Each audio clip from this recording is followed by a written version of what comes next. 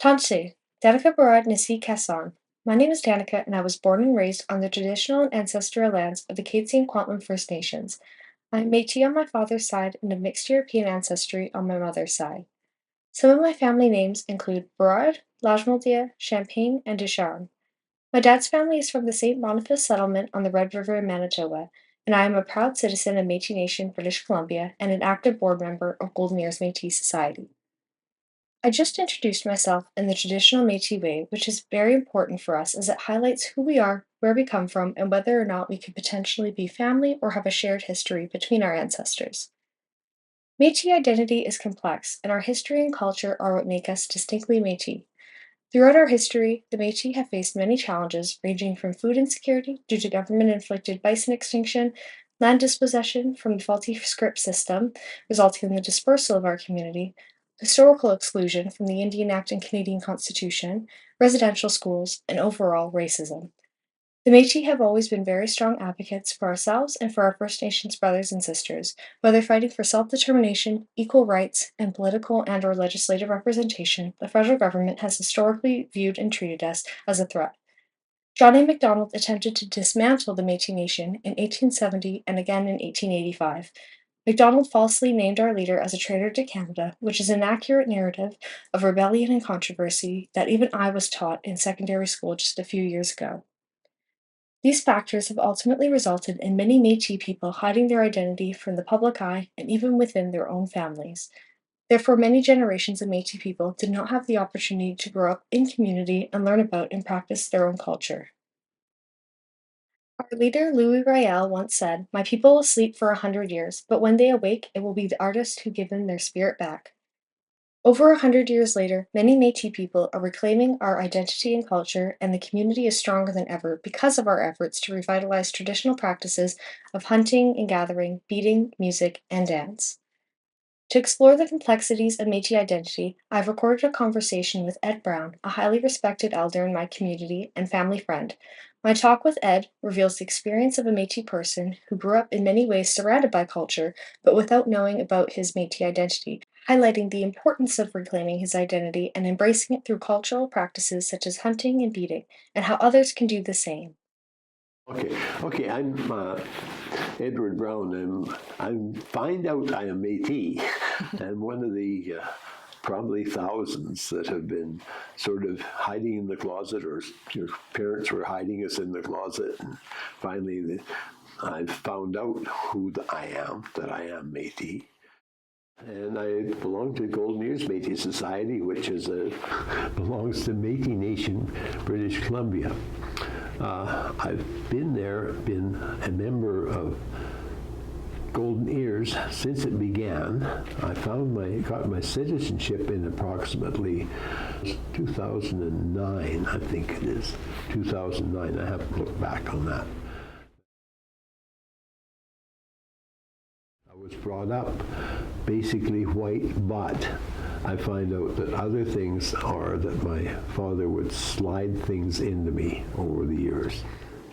Anyway, I didn't really find out that anything about my native heritage until my cousin said, "Oh, I got my Métis citizenship." I said, "How do we do that? What do we do?" So he helped dig stuff up. He dug up a bunch of stuff in the archives in Cloverdale in the library. I think that's where it all came from. And it just so happens that some of the stuff he got from there has your parents' stuff with your parents on it. So that worked out quite well. And all this time, I was never told or anything that was native in me. I could see it in pictures of my great-grandmother, but my father did not want to acknowledge it.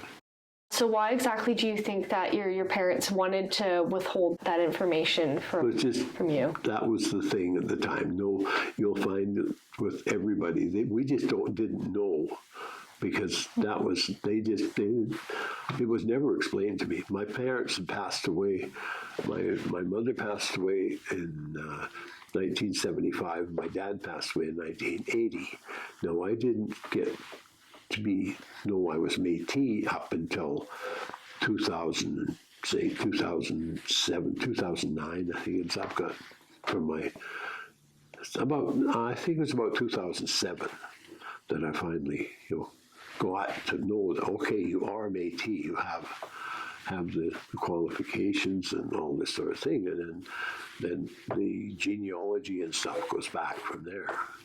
And, did they know about their Métis identity? my dad knew. My great grandmother spoke Michif.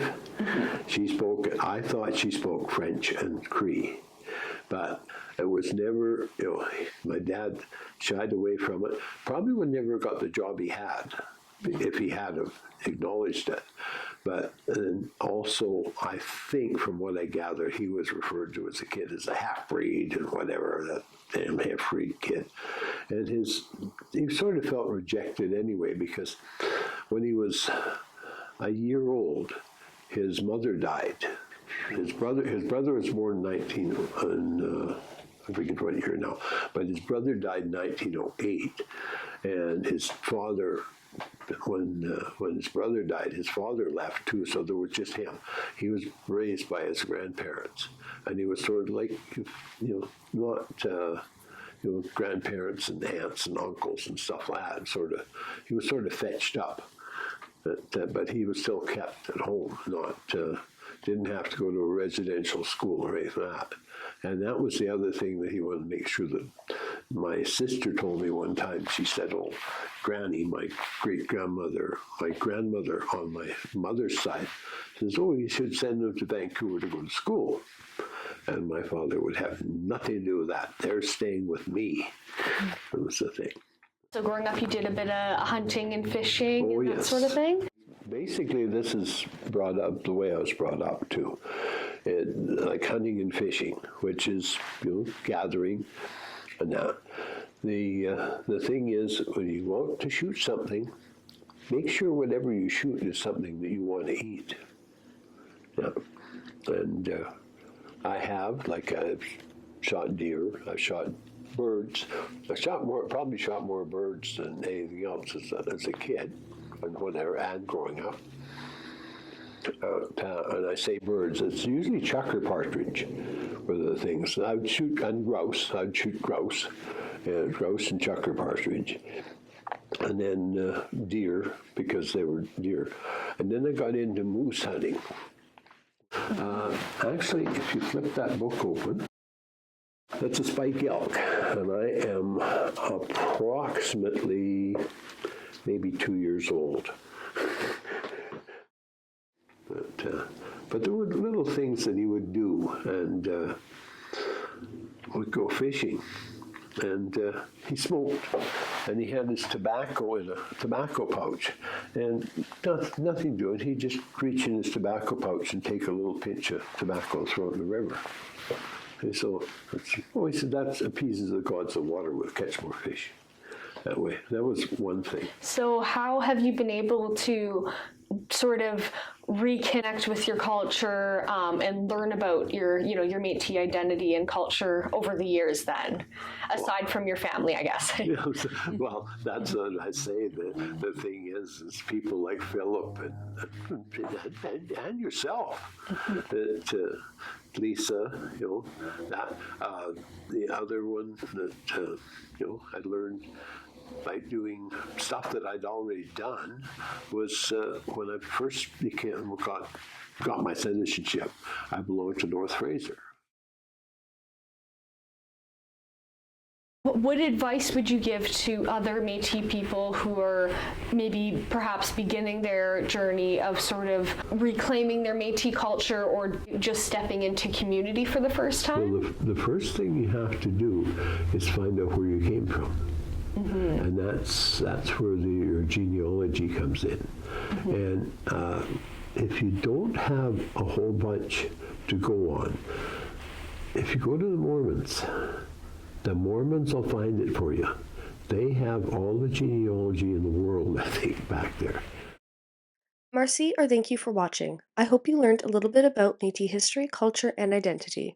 Ed's story is very important as it highlights common themes among the experiences of Métis people, including my own family.